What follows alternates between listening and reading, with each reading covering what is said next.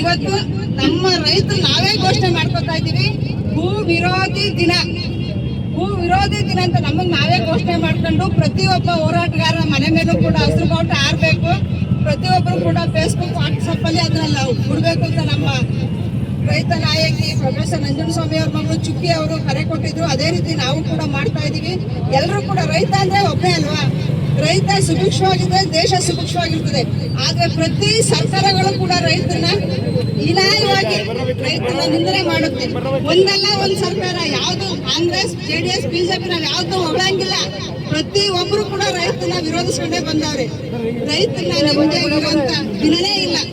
ಯಾವುದೇ ಒಂದು ರೀತಿಯಾದಂತ ಹೋರಾಟ ಇರ್ಲಿ, ಹೊಡೆದಾಟ ಇರ್ಲಿ, ನಮ್ಮ ಹೋರಾಟಗಳೇ ಇಲ್ಲ ಅಂದ್ರೆ ದೇಶ ಇನ್ನೂ ಅಧೋಗತಿಗೆ ಹೋಗ್ತಾ ಇತ್ತು. ಆದ್ರಿಂದ ಈ ರೈತ ಹೋರಾಟಕ್ಕೆ, ಈ ರೈತರಿಗೆ ಬೆಂಬಲ ಸರ್ಕಾರದಿಂದ ಎಲ್ಲಾ ಕಡೆ, ಸರ್ಕಾರ ಕೂಡ ಹೇಳಿ ಹೇಳಿ ಹೇಳಿ ಗೋಲಿಬಾರ್ ಮಾಡ್ತಾರೆ, ಗುಂಡೇಟ್ ಹಾಕ್ತಾರೆ. ಮತ್ತೆ ಮೊನ್ನೆ ಕೂಡ ಬಿಡದಿನಲ್ಲಿ FIR ಮಾಡವ್ರೆ ರೈತರ ಮೇಲೆ. ಯಾಕೆ FIR ಮಾಡ್ತಾರೆ, ಏನ್ ಮಾಡವ್ರೆ?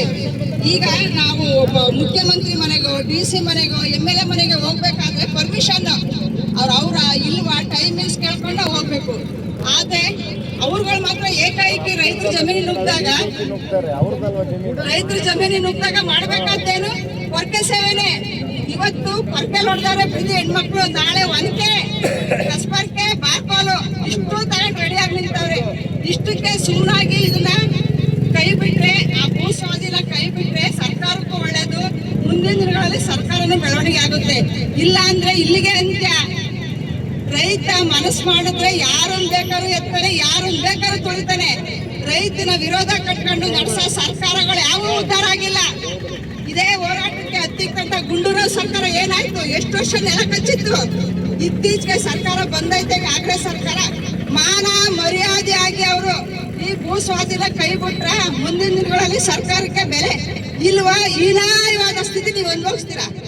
ಕರ್ನಾಟಕ ರಾಜ್ಯ ರೈತ ಸಂಘಕ್ಕೆ